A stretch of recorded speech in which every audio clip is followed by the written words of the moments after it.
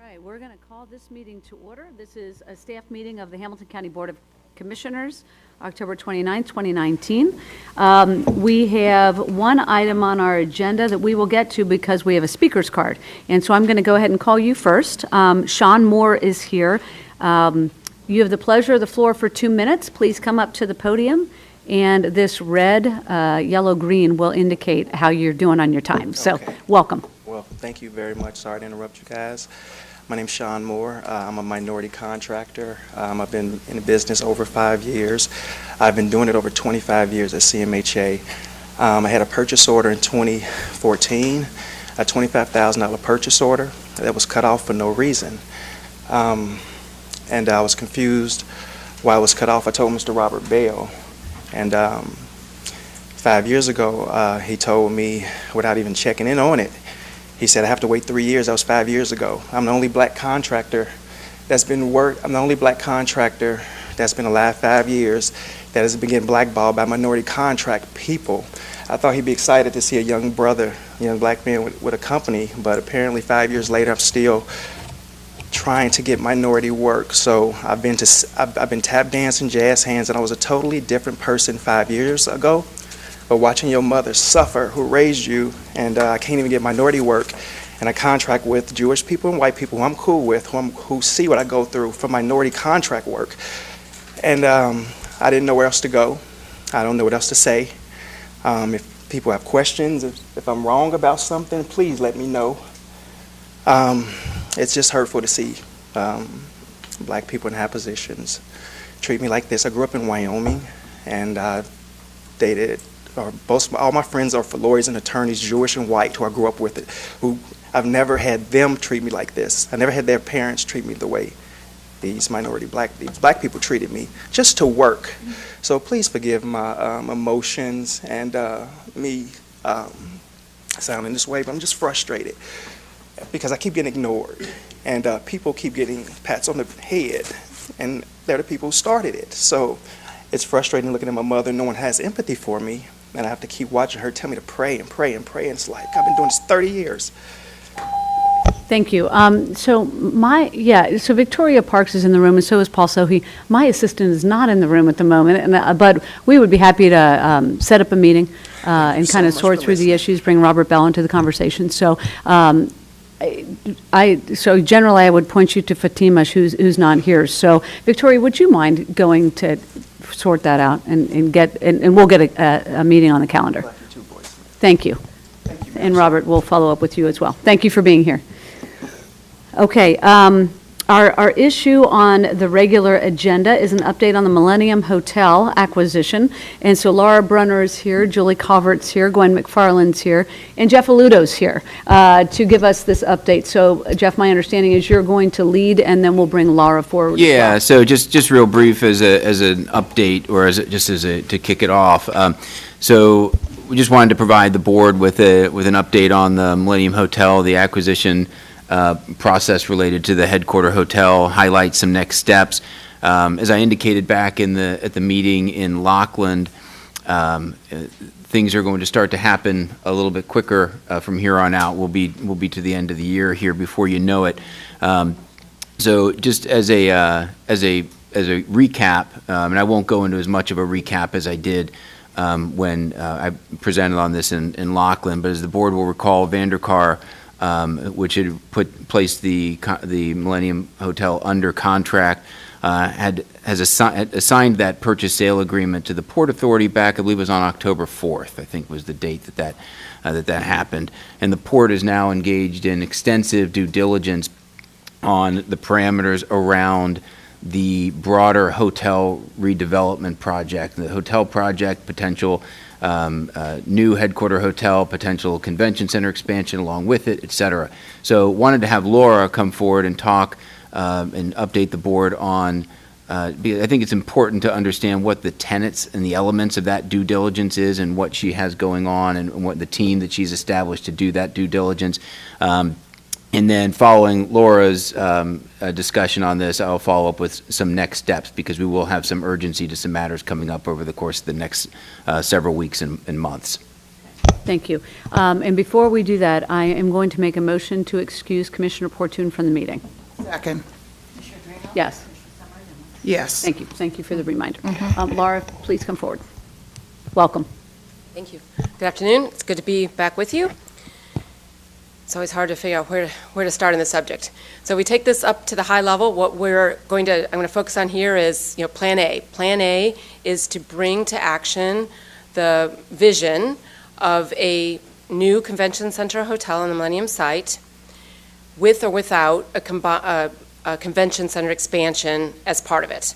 So Jeff will talk a little bit later about Plan B. So we'll focus right now on Plan A, which is full bore, finishing the due diligence on making this big project happen. There are three major moving parts of this due diligence. One of them is, how much will it cost to build the quality hotel that we all want? The second is, how much revenue will that hotel generate?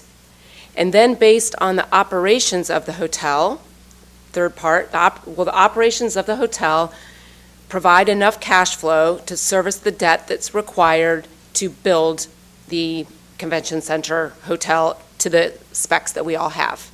So, sounds kind of simple. How much will it cost? How much revenue will it generate?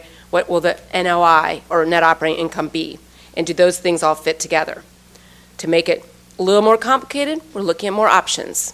So we're looking at revenue, so staying up with the cost side, we're looking at costs, preliminary cost estimates for building a 600-room hotel, 800-room hotel, and a 1,000-room hotel.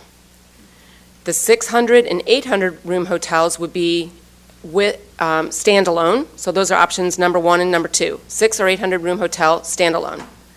Option number 3 is 800-room hotel on top of an expansion. Option, oh man, did I mess up my own options? No, and then the last option is 1,000-room hotel on top of an expansion. We know we cannot do a 1,000-room hotel by itself, so we're taking that out. So we're looking at the independent hotel as 600 or 800, and then 600, 800, and 1,000 on top of an expanded convention center. The cost estimates then are being done by Turner, and at this point they've only been engaged for estimates, so we haven't hired anybody. We're doing estimates, cost estimates for those 5 options. At the same time then, we've hired HVS, a national hotel consulting firm, to analyze the revenue from all 5 of those options. And their revenue assumptions for the convention center expansion are really independent of whether the expansion of the hotel went to that site or someplace else. They just care that if we're building that larger hotel, it would obviously have the convention center expansion would have a large impact on it. So we've got hotel revenue study being done for those 5 options, cost estimates done for those 5 options. We will then marry those together into a pro forma that looks at the NOI that results from that high-level revenue. We have engaged PFM, with whom you're all familiar, to be our financial advisor. They will be the ones managing that pro forma and analyzing all those variables. They just last week put out a RFP to complete the underwriting team that will work with us on the issuance of the debt. So those are the major parties that have been engaged right now are Turner and HVS and PFM.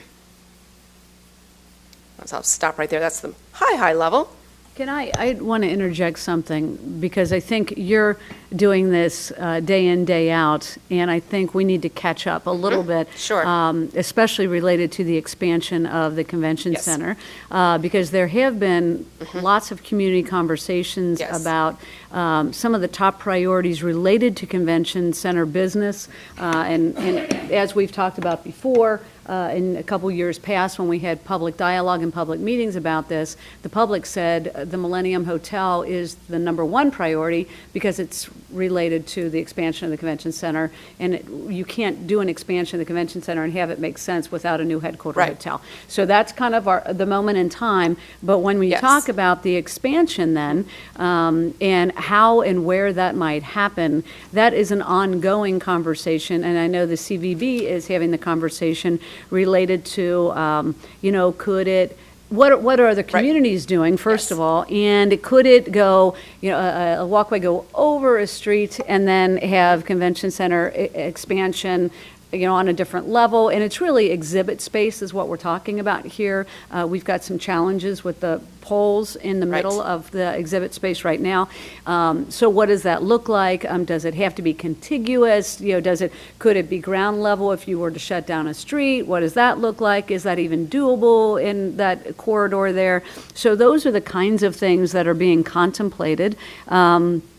In addition to some of the more relevant things when it comes to the hotel, which are ballroom space, Right. meeting space. Right. Can a new hotel accommodate some of what we need to see happen with an expanded convention center and kind of get a big bang for the buck if Right. we kind of are doing all this stuff together? And so I just wanted to back up just Yep. a little bit because those are ongoing conversations and nothing has been decided related to the expansion of the convention center other than, I think as a community, we have an understanding of the limitations we have because we haven't done that kind of expansion where some of our peer communities have. Yes. And so we're at a disadvantage. That said, the convention center hotel has to move first. Right. So I just wanted to that's reframe exactly just right. a little and bit. It makes this conversation more complicated because I clearly want to indicate that certainly the port is not going to make a decision about a convention center expansion without the larger community making a decision. As you know, independently of this, and fortunately contemporaneously with the due diligence we're doing, the CVB, along with the CBC and CRBC, have engaged consultants to look at just that question, along with some others. Their study is due by January. I think probably preliminary results coming in December. I think they're very aware that this should be the first thing that they look at because of this other discussion that we're having. So what I look at, what we're doing right now is gathering information so that when those answers come in, the larger answer of should there be an expansion now, and if so, in which direction, we've got some information that will make that decision-making process more timely. And what we are doing right now is taking, in these preliminary numbers that come in late November, early December, is looking at an expansion with just a very broad brush, saying if we had a $150 million expansion, what would that look like? If we had a $200 million expansion, what would that look like? Without the detailed programming that would later be done if we decide to proceed on this site. Obviously, that would become much more relevant. There are clearly decisions to be made about whether the street gets closed, even if we went east, does the street get closed, or is the second and third floor option more appropriate?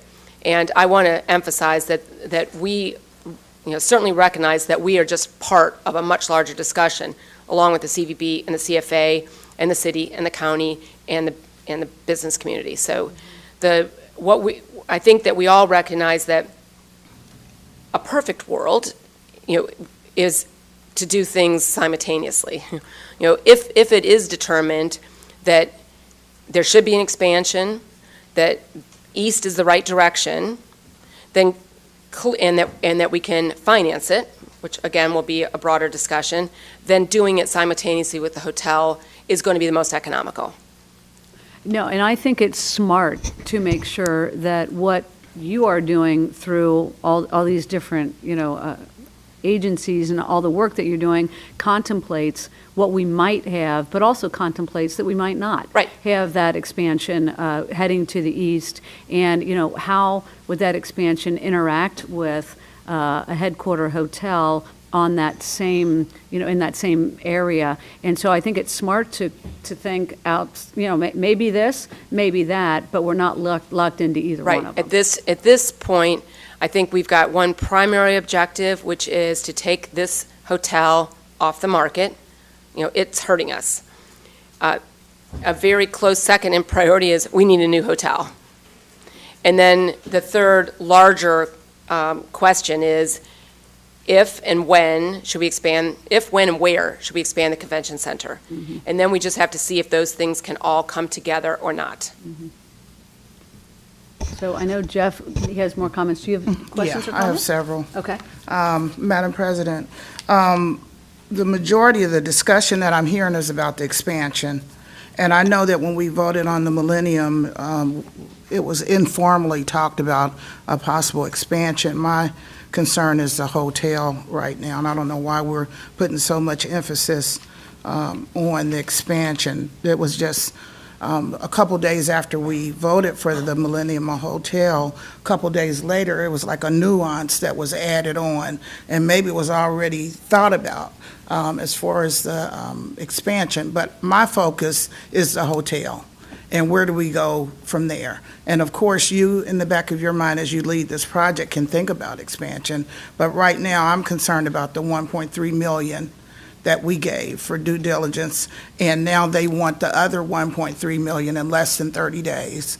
That's my focus right now. I think everyone agrees with you that the hotel is the number one goal.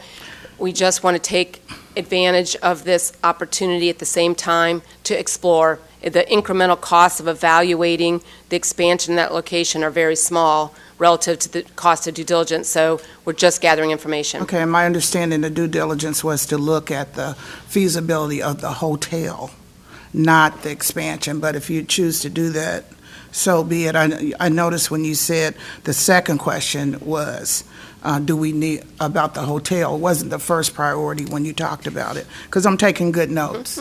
Okay. Well, so in the other comment I had, if you could put all of that in writing, what you just laid out very clearly, if I can see that in writing, I'd appreciate it. Sure. I will follow up with a memo to that. And I want to make it clear that my number one and number two are very closely related, that yes, we want a new hotel, but I think there's a very broad consensus that in order to have a new hotel, we have to remove this blighted hotel from the market. And if I could just make one other comment. Of course, I voted no on the hotel. I think it's a terrible idea, and I still do. And I hope that things work out since we've already given the 1.3 million. So that's why when you talk about expansion and all that, I just want to deal with the hotel. I have my eye on the primary target very clearly. So you're going to talk about the additional monies? Well, that are needed? a couple of different things, just to go from the perspective of Laura, talking about the big picture on the due diligence to where we go from here, because there is a lot of work to do in a very limited amount of time.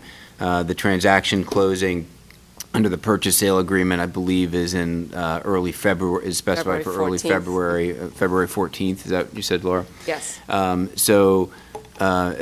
As Commissioner Summer Dumas indicated, we provided a $1.3 million grant to the port for the first Earnest payment back on whatever date that was in early October. Secondly, the second due diligence, as Laura indicated on the due diligence, all those activities that she indicated are planned to be completed by late 2019, early 2020. And we anticipated that second due diligence payment would coincide with the completion of that. The hotel has given notices under the purchase sale agreement that will require that to be expedited, that will require us to make that payment earlier, even as early as next week, although we are talking with the hotel on the idea of getting an extension of that.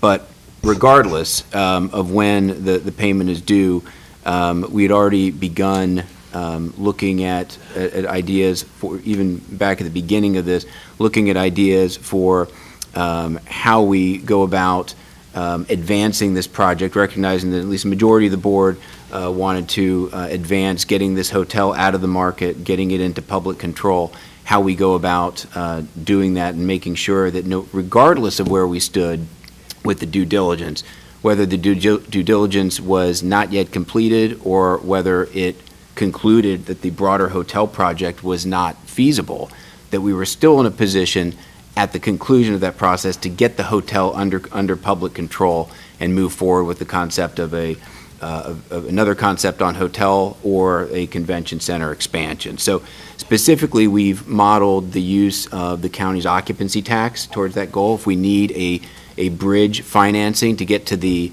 larger redevelopment project, residual occupancy tax for the county, this would be the same revenue source that the city used for just for context for the board, for the public infrastructure for the FC Cincinnati Stadium. These are not general fund resources. These are resources that can only be used for convention and convention-related assets.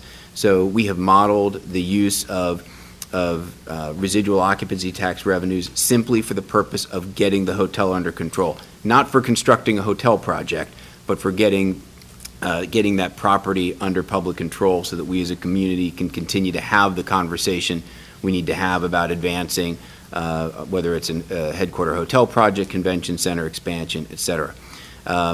Ideally, as Laura indicated, the Plan A right now remains the project as was initially scoped and pitched by Vanderkar, and that is the idea of a new hotel financed on revenues that support that hotel operation. That remains Plan A, and ideally, even to the degree we would need to utilize the occupancy tax, that financing would be taken out very quickly by a revenue bond issuance associated with the new hotel development.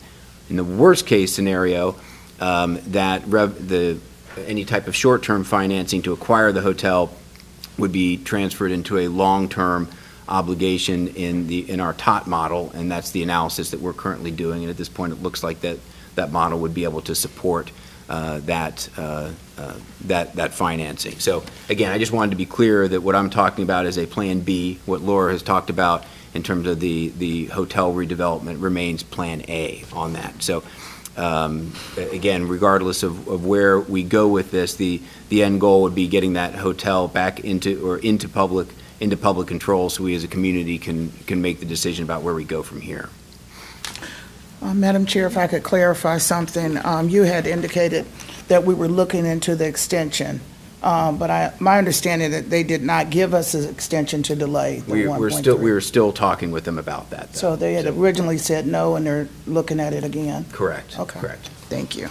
Well, and just for clarity's sake, too, so the 1.3 and the 1.3, when we committed, the majority committed the 1.3, we understood that was it was a down payment on either the private option that is Plan A, or the other option, Plan B, which is just to wrest control of this property and the hotel from its current owner. And so the 2.6 then, I think, was always anticipated to have to go in order to make either A or B go forward. And so it's the expedited or time frame, I think, that what we're looking at right now. We had anticipated that the final Earnest money payment would come due at or around the time that we'd have more information. Right, we'd have more information once we got to that phase. We were already contractually obligated to make the payment as part of the transfer of the purchase sale agreement to the port. Right. But we were thinking it would be January or February. Now it's less than a month. They want the other 1.3. No, it never could be later than 60 days before closing. So the latest it could have been was December 14th. So we just thought it was going to be a matter of weeks. No, I don't think. The due diligence could go as far as how long? The due diligence expired. We had been hopeful that we knew when we accepted the purchase and sale agreement, when it was assigned to the port, we knew due diligence had already ended the week before, September 28th. Right, for the first one, the first payment. Well, there's only one. The purchase and sale agreement has just one due diligence period. And that's the hard part, is that we started due diligence at the port close to the end of the contractual due diligence. Yeah, if I could just clarify, because, so there's when we're talking about due diligence, there's two, we're really talking about two different concepts. Right. So there's due diligence under the purchase sale agreement, which is when Vanderkar entered into the purchase sale agreement with the Millennium Hotel, there's a due diligence period. Right. And that's the due diligence that that's the time period that Vanderkar used to do the things you would typically do when you're doing property acquisition, checking on environmentals, the structure of checking on the building itself, the property-related due diligence. We are now also using that term due diligence outside of the contractual process to refer to the work that the Port Authority is doing to assess the finances of the hotel project, which is completely separate from the purchase-sale agreement. So it's unfortunate we're using the term in the same The contractual due diligence expires September 28th. What we're doing now is the due diligence necessary to take to my board the issuance of $200 million of revenue bonds. Did we at one time say something about January and February we had up until that time? I think what we had said was that we thought that the second earnest payment would be due closer to closing, and the closing was going to be somewhere in late January, early February. So that's probably where that comes from. Okay. So I thought that. Okay. Well, and the change, to be clear here, is from the Millennium's end.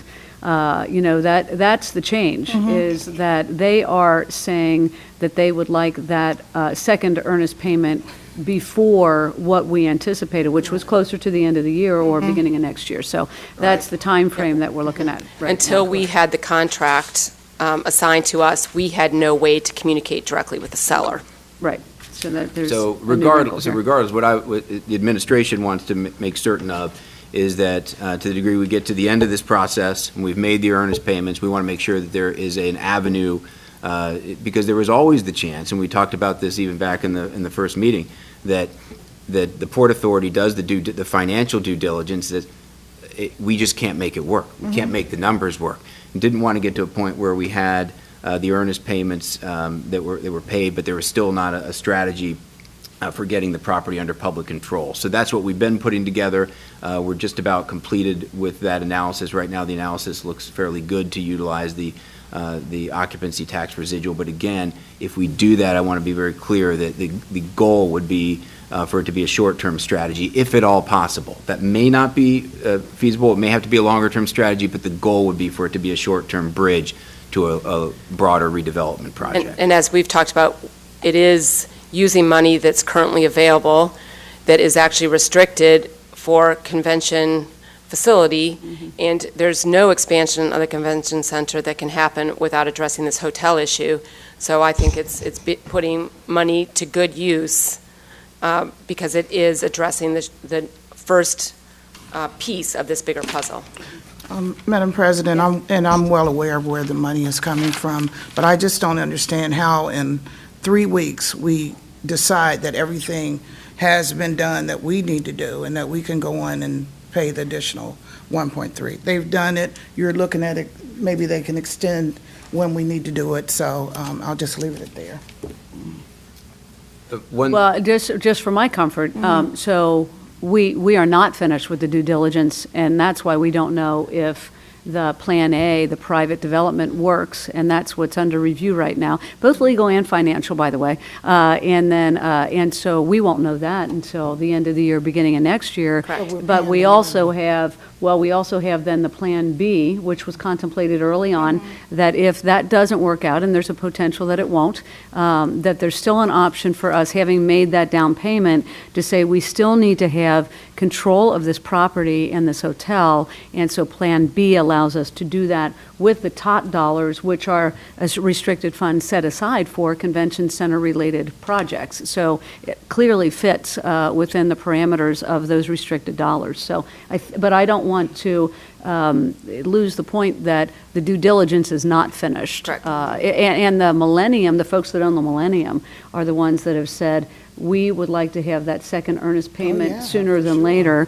We are trying to get them to delay a little bit so we can get a little further down the road. But regardless, we always knew the second payment would be necessary. Yes, I mean, we're talking about a matter of weeks difference. So, but I just wanted to clarify. I'm just thinking, I mean, am I the only one that has a concern? And I appreciate your comments, for sure. But the fact, less than 3 weeks, we're given that 1.3. I know we have the money in a different restricted fund, but so much more that we could do before we even give the additional 1.3. They keep saying, no, no, no, they're not going to give us an extension, and we keep giving them what they want. And so I hear that we're going to try to negotiate something different, but to just ask for 1.3 million in less than 3 weeks again, no matter where it's coming from, I think it's ridiculous, so. There was so- already a contractual obligation to make the payment. It's just a matter of the timing. And I'm I- aware of that. Okay. Okay. Okay. Okay. And I had another question. Do you have a comment related no, to that? no, Because I have another question. So when we think about the tot dollars and the relationship to convention center business broadly in Hamilton County, I am wondering about the impacts to what we're doing up in Sharonville. And so if you could elaborate on that and let us know if there are any impacts and if so, what they are. So it's a good question because as you indicated, there is the tot dollars are the primary use for the occupancy tax dollars are to pay the debt service on the prior expansion of the Duke Energy Convention Center. Those dollars are generated from occupancy tax that is put in place by the City of Cincinnati and also a 3.5% occupancy tax put in place by the county. All those funds are commingled, come together, pay the debt service on the Duke Energy Convention Center. Anything that is left over is split pro rata between the county and the City of Cincinnati. The City of Cincinnati, as I think is well known publicly, is using its residual dollars now to fund public infrastructure development for FC Cincinnati. The county's residual occupancy tax dollars go to a couple of different places, one of which is, and first and foremost, is to help back debt service on the prior Sharonville Convention Center expansion, and also to assist with marketing for the Convention and Visitors Bureau, and there's some other ancillary projects that are in there right now. The Sharonville, and to your point, Commissioner Driehaus, the Sharonville Convention Center expansion is a debt-related issue. So there are bonds issued for that project.